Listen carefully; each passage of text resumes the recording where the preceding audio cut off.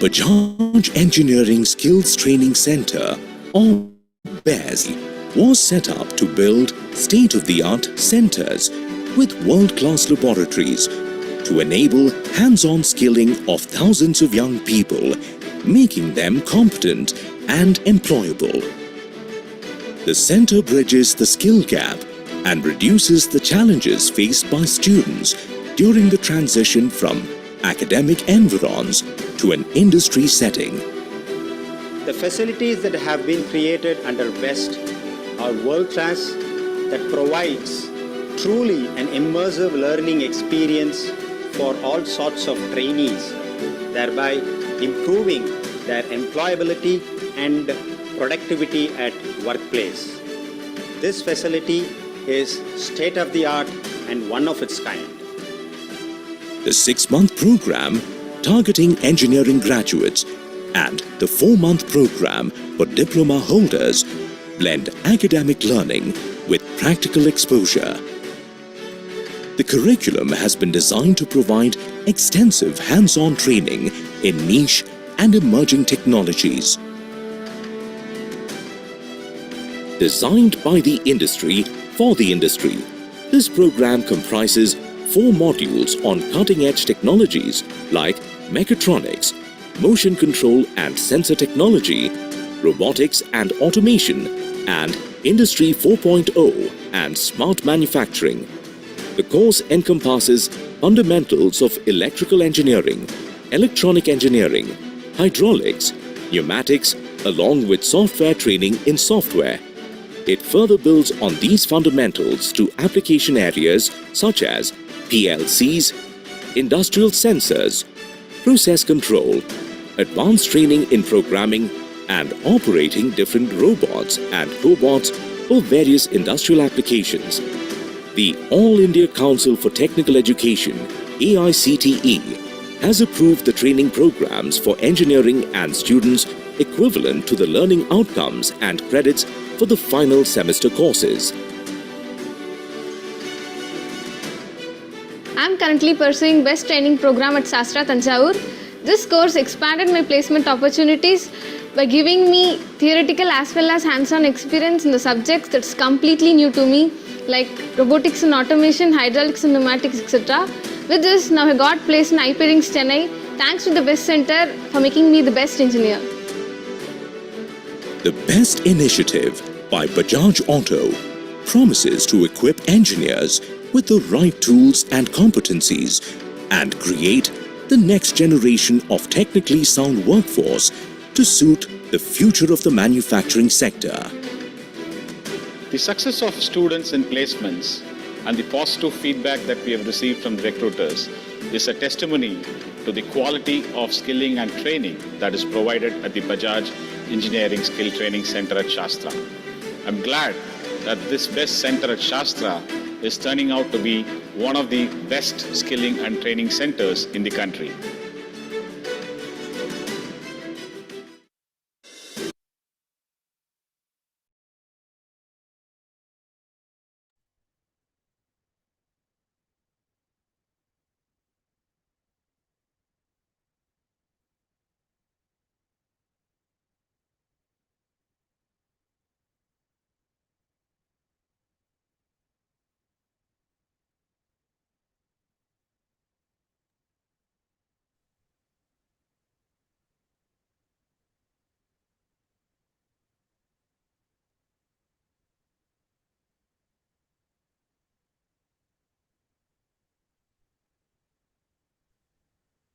A very good Sunday evening to all, and welcome to a fresh episode of our webinars under the Career X for Gen Z series. Engineering is a highly promising career, and there is some good news too in the coming year that a 7% growth is projected in engineering opportunities. Between 2020 and 2022, engineering job openings increased by 300% in India, and it is estimated that by 2030, there will be a requirement of 30 lakh engineers who make machines, create systems and structures to make our lives easier. While jobs may be aplenty, but is it the right choice for you? Are you cut out to become a successful engineer? what are the qualities required, and which are the specific engineering careers that will help to build India's future. To discuss it all, we have an eminent panel for today's webinar on engineering careers for Viksit Bharat, presented by SASTRA, deemed to be university in collaboration with the Hindu Education Plus. I'm sure all our engineering students and aspiring professionals would be eager to hear from our experts about the emerging opportunities and the industry expectations, especially following the AI impact across sectors, and also to understand better what role will and should the engineers play to make India a developed nation. So without wasting any further time, let me introduce our speakers who will give their brief presentations, and then we will take questions from the audience as usual. Our first speaker is Dr. John Bosco Balaguru Rayappan, the Dean of Sponsored Research and Professor in the School of Electrical and Electronics Engineering, Shastra Deemed University.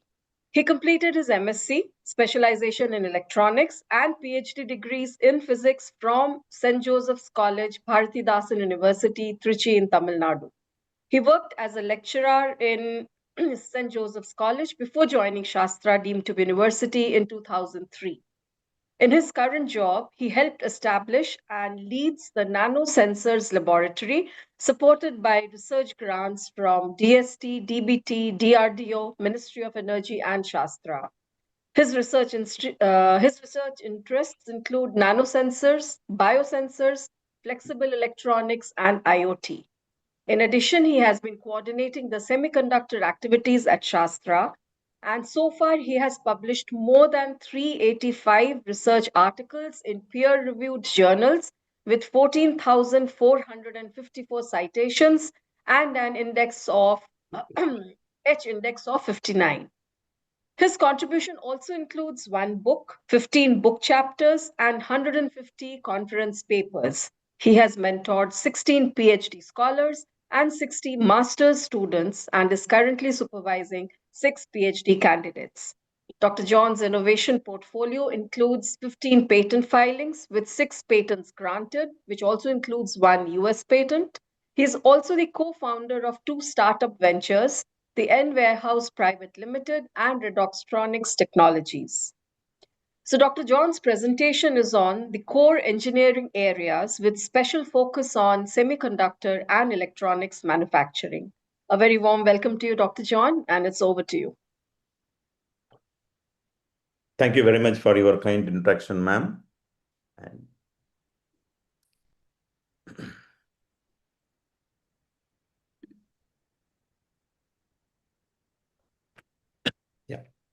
Dear parents and student friends, a very good evening to you all and greetings from Sastra, and welcome you all for this webinar. And the Gen Z students and even the next generation students who aspire to pursue engineering in the current technological era are really fortunate. They are fortunate because they will experience the convergence of multiple core engineering verticals in the form of emerging technologies. And that is why you people are fortunate. And I have just shown few examples. Say, for example, the semiconductor technology and electronic manufacturing, which itself is a nervous system of all kind of engineering verticals, the same time which is integration of electrical, mechanical, computer, and material science engineering. Another best example is smart manufacturing. So the mechanical, electrical, electronics engineers, and 5G communication, augmented reality. So all together forms this particular emerging technology. So you have the opportunity to enjoy and experience this convergence. Similarly, you take aerospace and defense, energy system, healthcare technology, smart cities, which presents the perfect convergence. And actually, this convergence transforms the way you people are going to learn and grow. So we want, and no, the academia as well as the industries want you to grow as a system level thinkers and also adaptive innovators. Then you will be able to lead the transformation of our country into a Viksit Bharat by 2047. For example, take the semicon area. The older generation, we actually missed this opportunity to pursue uh, our degrees or studies in the field of semiconductor technology.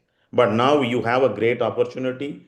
After this launch of India's semiconductor mission in the year 2021, now government has already spent 76,000 crore, and 10 major companies have established the semiconductor companies across India.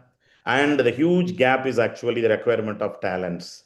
And we need almost 30 lakh engineers by 2030, especially to give the fullest, advancements in this particular field.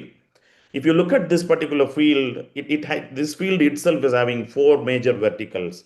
One is on a VLSI design, IC fabrication, packaging, testing, and validation. If you look at each vertical, requires a knowledge of physics, chemistry, electronics, computer programming, etc., etc.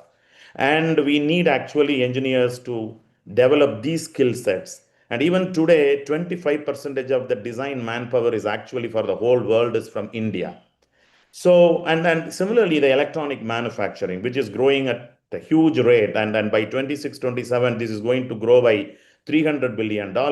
And again, look at the fields like PCB design, PCB fabrication, PCB assembly, which is again the convergence of many science and technology fields, which requires again huge manpower for the next 5 years.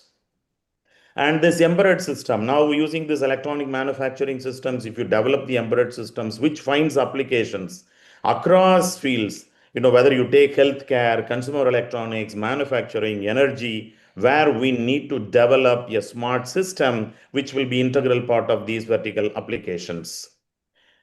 And e-mobility is yet another sector. You look, which again, whether you may be an electrical engineer or electronic instrumentation engineer, mechatronic engineer, but you need to have the skill set in these verticals, and you can emerge as a core component segment engineer or in infrastructure and services engineer or a supply chain stage engineer. So there are many opportunities. The current growth is, expected growth is like 83.6% of GAR. As I've already mentioned, this smart manufacturing, the perfect example. So you have robotics, drones, AR, VR, 5G communication, audio, video surveillance, all put together. This particular field has these emerging technologies have come out. And now the multidisciplinary fluency is actually not an option, but it is an essential. That is what the current, the generation should understand. And that's why I mentioned you are all really fortunate. At the same time, you need to really experience this convergence as an engineering student, wherever you join. So that's why, at SASTRA, we have had multiple deliberations with industry experts, academic experts, and created these tracks. Each track is actually is a combination, integration of multiple engineering verticals: firmware development, electronic manufacturing, system reliability, IC design and packaging, electric mobility, and robotics and control, RF system design engineer, cyber security engineer. See, you may be from computing background or electrical background, any circuit background, IT background, but you people will be able to take these courses and experience the convergence. But the parents and students should be aware that these, you will be able to experience by means of, with a very good infrastructure and excellent faculty. Therefore, now at our university, so we have created the facilities starting from a wafer level characterization. People will be able to design ICs using various EDA tools. And these facilities have been created so that at each and every stage, the students, whatever they do study in the theory, will be able to experience in the lab. And this is again, once the IC is designed and fabricated, then the packaging. This is a huge facility which has been recently created in the university, where the students will be able to do the complete packaging, starting from the die to a complete IC. All the processes, we provide the hands-on experience.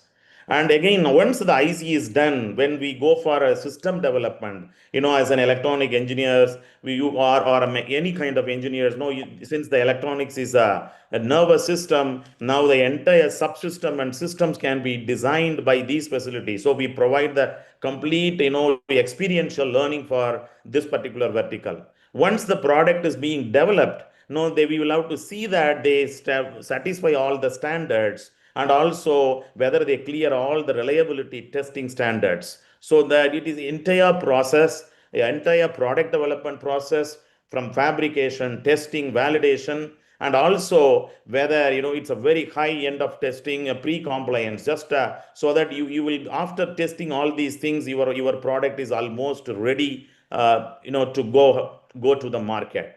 So therefore, my dear student friends and parents should be aware that wherever you will be able to experience this, the latest technology convergence, then you have the better future.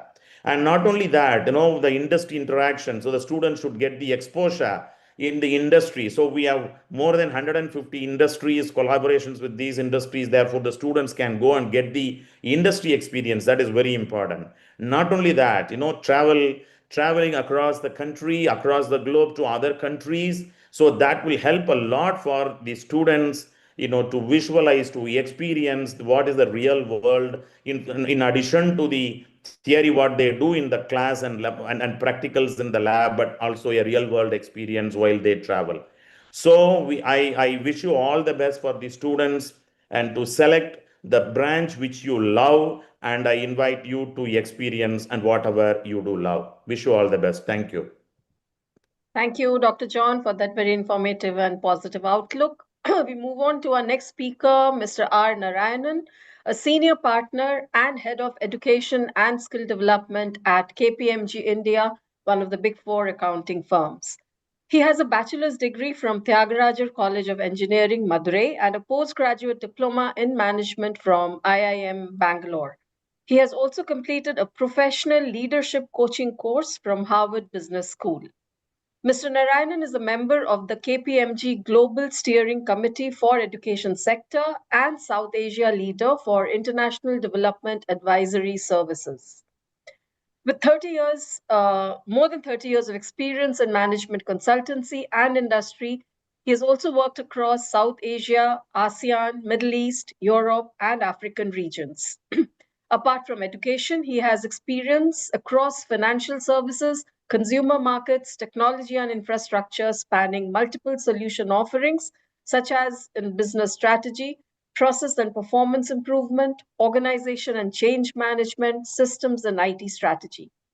Mr. Narayanan has advised the Union Ministry for Education and multiple state departments of education many times, as he has been an expert committee member of multiple policy forums to review the new education policy and the NAC reforms.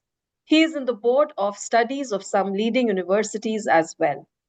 Mr. Narayanan will now talk on what it needs to succeed as an engineer while looking at the engineering curriculum beyond the technical aspect. So welcome, Mr. Narayanan, and we are waiting to hear your presentation. So, Maji, thank you so much. I hope I'm audible. Yes, sir. Good afternoon, everyone, and a lovely and a warm welcome to all of you. Thanks for sparing your time on a lovely December weekend, Sunday afternoon. I'm here, more to talk about AS, who was once upon a time an engineer in a bygone era, where things were very, very different. And what we looked at for being an engineer was very different than what it is today.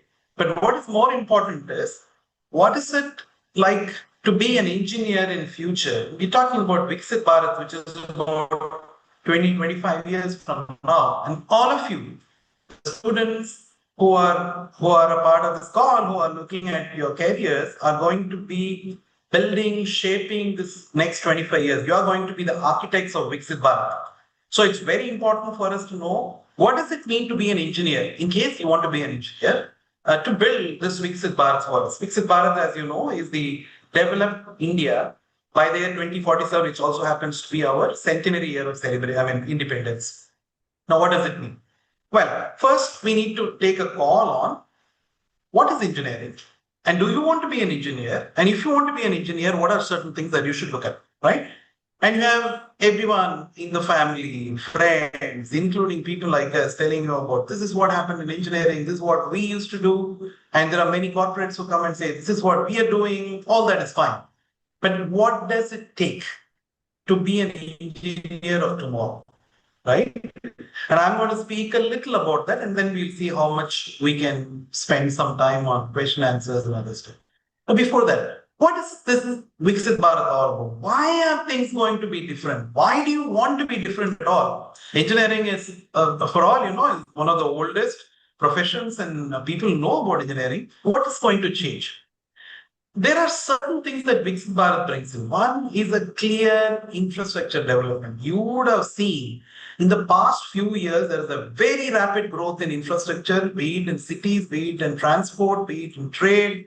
How do we make sure? And there are a lot of gaps. It's not as if we are anywhere close to becoming a developed nation. So, one core development that you're going to see is in infrastructure. So, don't believe when somebody says there is no future for civil engineers, mechanical engineers, and all the rest of it. It just morphed and it is working in a different manner. But infrastructure development is going to be the core of building our Viksit Bharat.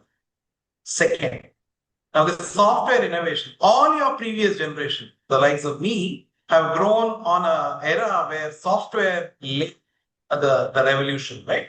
Many of us are products of how Y2K or year 2000 related issues and software innovation and digitization. And we are proud to say we are part of causing this digital revolution. But is it going to be the same going forward? It is going to be a lot more important. The innovation that's going to happen in software is going to be a lot more important, but not anything like what it used to be before, right? So what is the digital and software innovation? For example, what are some really good software products that you can think of has come out from India, right? Very few. I mean, fortunately, it's not none, it's very few. I mean, you are going to be part of building these things. And there is going to be sustainability at the core of everything. Growth is going to happen around sustainability, and that was not there in the past. In future, everything is going to be centered around sustainable development, ESG, and related areas. Last but not the least, our growth should be inclusive.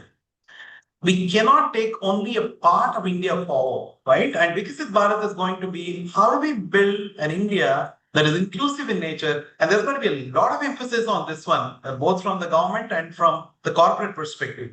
So creative, technology-driven solutions that's going to benefit the rural, urban, and all those marginalized is going to be important. So what does it mean? It means that engineering careers are evolving.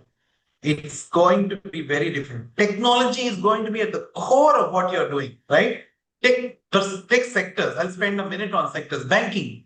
Banking is not anywhere close to what you saw in the past. Many of you may not even know what is the branch of a bank. And some of your elders were spending a lot of time there. Process manufacturing. Things have changed dramatically. Discrete manufacturing. Robotics has taken over completely. Oil and gas, be it offshore, onshore, renewable energy, which is replacing the hydrocarbon. Healthcare industry, right? And today, the way an operation is being done or an analysis is done or a drug is manufactured is very different. Automobile, there's so much talked about. We are already into semi-autonomous vehicles, going to be fully autonomous by the time Viksit Bharat happens. Building and construction, we spoke about it. Agriculture, dramatic shift happening in agriculture. And even consumer markets, which perhaps I thought was the least affected, but even there is either the product is changing or the market is changing. So all around technology is going to be the core of anything that you are going to do. And energy efficiency, what does it mean? Everywhere where you do, there's going to be this concept of are you bringing in renewable energy? Are you bringing in sustainable form? Are you making sure that it is circular in nature and all those things are going to be there? And every format of engineering, civil engineering, is going to look more like, and are you building smart cities? Are you building, multimodal, transport infrastructure? Mechanical is going to be, is AI and ML, machine learning, going to be part of it? Are you going to have embedded software, IoT as a part of your mechanical engineering devices? Electrical engineering is going to look very different with robotics and automation and low voltage stuff replacing the high voltage stuff. Electronics is going to be different with quantum engineering coming in, and many of those which you don't see today. For example, cloud computing is changing the way software and computer science engineering are changing. So every part of engineering is going to be changing because of technology and sustainability. The third aspect I thought I will mention before I move, most of us are going to work in global careers. And that is a part of how we are going to build India in future. So are you ready for that? There are a lot of soft aspects when you're preparing yourself for a global career. That starts right from the day you are joining any university. engineering or otherwise, engineering most important. So what does that mean? Look at some of the careers. This is by no means exhaustive. This is more illustrative, right? A machine learning engineer, someone who designs intelligent systems, algorithms, automation for decision making. A renewable energy engineer, battery, sustainable batteries, storing energy is going to be a huge development in future. Robotics, automation, data science and analytics, cyber security. With the way things are happening, cyber security is going to be core. Engineers are going to play a significant role in this. As you move forward, you're going to have quantum computing. This is right at the beginning. Another 4 to 5 years, by the time you guys complete your bachelor's degree, quantum computing is going to come. Quantum computing is going to come. Maybe early stages. But as Viksit Bharat approaches, this is going to be one of the biggest changes. Bioinformatics. If some of you who love biology and chemistry more, there are engineering careers for that as well. Smart infrastructure architect, autonomous vehicle. Even space. Today, many of you know, we have started to launch satellites for the US from India. India is going to be the powerhouse when it comes to space. And already beyond ISRO, there are a lot of private organizations that are beginning to happen. All of them would need engineers who can work at that space. And it can go on and on and on. And my point is not that. Please look at emerging engineering careers. Learn what is happening there, and based on that, you need to decide on what you need to do. So that's not all. The whole bunch of non-technical stuff that are so important for an engineer. Gone are those days where they say, oh, here is an engineer, he is left-brained and he thinks in a certain manner. Logic is a part of him or her, and we don't expect, the software aspects from her. Gone. We expect engineers. Look at most of the IITs, look at most of the engineering colleges, look at SASTRA. All of them are looking at building your soft aspects, be it communication, interpersonal skills. How good you are an engineer if you don't know how to communicate the great stuff that you have done? Ethics is going to be very important, and the professional responsibility that comes along with engineers. Same as it happens in doctors and chartered accountants and lawyers. Engineers are going to be looked up for being a professional, ethical professional at the end of the day. Teamwork is going to be important. You're as good as the team that you're working, be it your peers or you're going to lead if you become an engineer, and that's going to be important.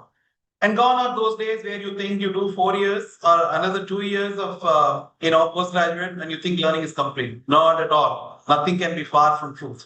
You're getting into an era where there's going to be lifelong learning. Every 2-3 years, things are going to change, and brace yourself for become curious individuals. That's one of the things that you should learn in your engineering. How to become a better learner and how to be adaptable to what is changing. Creativity and innovation. Engineers are not anymore going to be those who look at a rule, design a machine.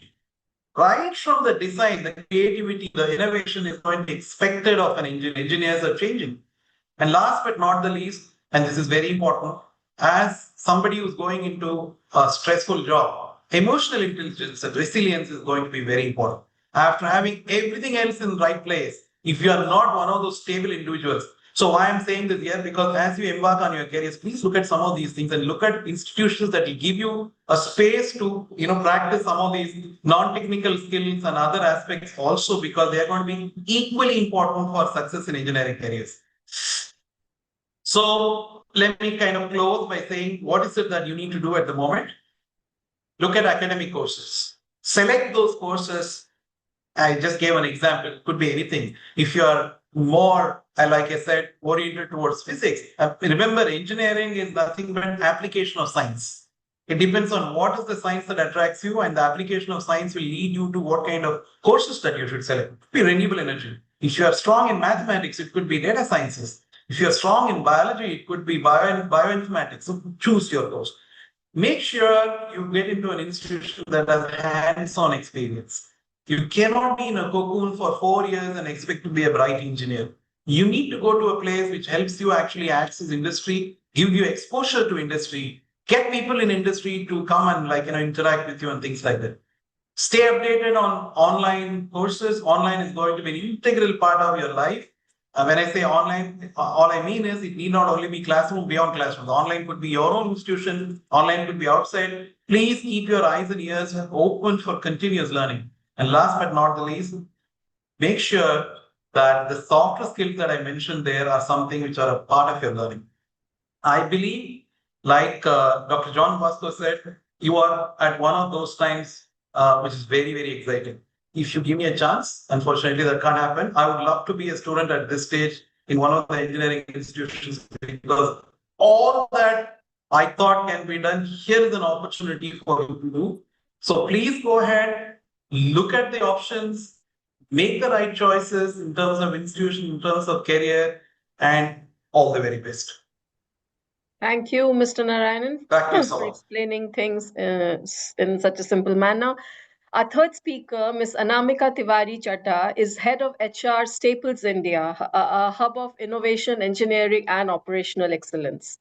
With a career spanning over 2 decades across industries, from healthcare to banking, financial services and insurance, education to retail, Anamika has expertise in mergers and acquisitions, leadership development, and cultural sensitivity. Anamika's work has consistently driven cultures of excellence, building trust, transparency, and belonging at every step. Valuing people first, inclusive environment where every employee not just thrives but succeeds, Anamika embodies this spirit, championing meaningful employee experiences and creating workplaces where passion leads to performance. Anamika lives by a simple yet powerful mantra: when people feel valued, they create their best work and build the happiest environments. Her presentation will highlight ways to decide career options after completing an engineering course. So, welcome and over to you, Anamika. Thank you. Thank you very much. And a very good evening to everyone. As Mr. Narayanan just mentioned, you are the architects of the future, Viksit Bharat. So welcome to this quick seminar. I will try and speak more about how you are going to choose your career, right? How you're going to choose your future. I'll pick up some of the threads that Mr. Narayanan mentioned about the continuous learning, right? It is never going to end. You think after +2 you do your engineering and the work is done? No, that's when it starts, right? And despite our years of experience behind us, we are still learning. Each day is a learning. So have that mantra with you as well, that you are learning for sure. Each day, something new. Today, we are just talking very, very quickly about what is it that you need to do to focus on your career, and what is it that you want to do, how you're going to decipher that, right? So explore different paths that match your interests and skill. Without the interest, without something that you are very passionate about, you wouldn't be excelling in that. So be sure, be clear what interests you the most. Focus on those streams, whether it is science, commerce, or arts. That is also an area that you can think about, right? So passion, as I mentioned, is the key for everything. Whether you are picking up a new job, you're picking up a new interest, or you're doing any activity, that's the key for your success. To do that, it is also very important for you to assess your strengths. What are those? Are you a person with analytical bent of mind, or you are a person who's very creative, right? As Mr. Narayanan had mentioned already, you need to think creatively as well, right? So think anything that you're improving or you're thinking differently is being creative as well. So, or you have an interest in your parents' business, or wanting to set up something new, right? That's also possible. So assess your interests. To assess the interest, there are a lot of ways to do it. We'll talk about that as well. There are, of course, various research that you need to do in terms of what kind of entrance tests that you have to get in for the right career, right stream for yourself. To assess your strengths, you can talk to various counselors and you can contact mentors. And it's a great opportunity today that SASTRA University and Hindu have brought together the panel, which can provide the initial steps or initial information to you. Let me just talk about a few options by career stream. Science, I'm just alluding and expanding a little more on what Mr. Narayanan already alluded to, right? So in engineering, what are the different options that you have? AI/ML is one of the biggest, most growing and most prominent interests that people have these days, and people are really focusing towards. Within the medicine side, also there are options. There is other option within science like biotechnology, pharmacy, environmental sciences, apart from data science as well. And you know, I did hear Mr. Narayanan also mention about the you know, EVs and all, right? So in the automotive sector, think about it. Most of the students these days talk about vehicles, automobiles. Environmental science directly connects to it now, right? It is about what is the impact, the carbon footprint that is being brought in.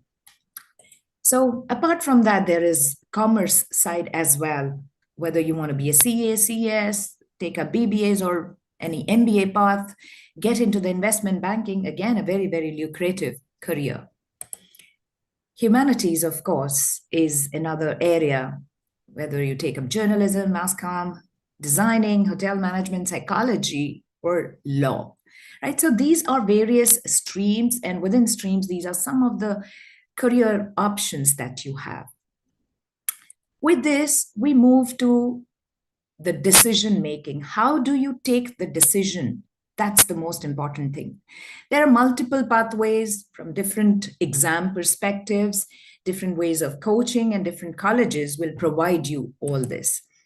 One such is science, and science pathway, engineering or medicine, right? So you have various entrance exams, you know about these exams, and then what are the career options? If you want, you can take a screenshot of this slide as well. It will help you in future as a reference as well, right? So there is a pure science, there is data science, there is architecture design, and what are the different entrance exams that you can take up to get into the right pathway as well. Yeah. Then we move to some of the career pathways in engineering. Look at some of the circuit-based courses. There are more than 50 plus branches, and most of them have bright future, right? Apart from the circuit-based, there is industrial engineering, there is chemistry piece as well. Think about that. And the chemistry of petroleum, mining, metallurgy, food technology, which is a game-changing activity, right? There are unique fields as well, including the naval architecture, paper technology, and some of these are already available at a click of a button for you, right? Take a screenshot. It will help you have a reference on your fingertips. Other pathways. This is another very, very interesting point out here. Some of the pathways of non-engineering, because that's not the only thing. You have more ways connected to math. If you love math, here are some more options for you within science, architecture and design, specialized fields as well, and management. So it is math related. It has some elements of math for sure, maybe non-engineering too. So various options exist. You need to explore. Most importantly, you need to know yourself, what interests you, where your interest lies. Just because your parent is following, your parent is an engineer, you don't need to be an engineer. Understand where your interest lies. And to understand that, get the guidance from the right set of people, from the experts. And one such expert that I am sharing with you is Lodestar, which has done phenomenal work in creating and creating psychometric assessments, curating career information, and also supporting and helping children decide their careers, as well as guiding parents on how to navigate and support the careers of their children. Right? So, this is what I wanted to share. My best wishes to each one of you. All the very best. Thank you, Anamika, for doling out hope to the students. Before we move on to our final speaker, I would like the audience to start posting their questions. And Soumya Suresh, the last speaker of this webinar, is an accomplished technology and business leader with over 35 years of experience in the IT industry. Currently, she is the Vice President and Head of Entry Cadre Fresher Management with HCL Tech in Chennai. A computer science engineering graduate from GCT Coimbatore and an MBA from Tyagarajar College of Engineering, Madurai, she has successfully managed global engagements, partnering with leading semiconductor, telecom, and storage domain clients across the US, Japan, and Europe. A certified project management professional, a Cisco certified network associate, and Six Sigma Black Belt professional, Soumya has been instrumental in driving delivery excellence, quality initiatives, and continuous improvement programs within HCL Tech. Soumya has also contributed as an assessment team member for capability, maturity, model integration evaluations, and serves as a key sponsor for the Defect Prevention and Six Sigma Councils. In her current role as Head of Workforce Planning and EFCM, she oversees the complete fresher ecosystem from academic partnerships and internships to onboarding and deployment, shaping the next generation of engineering talent. Soumya will now talk on the practical applications of engineering. Welcome, Soumya, and we are ready to hear your presentation. Thank you, Soumya. Thank you, Soma. Thank you all, and good evening. A warm welcome to this. I'm just sharing my screen. Soma, I hope my screen is visible to you. Yes, ma'am. Thank you all. Me being the final speaker, you will see some of the overlapping contents from Anamika and Narayan.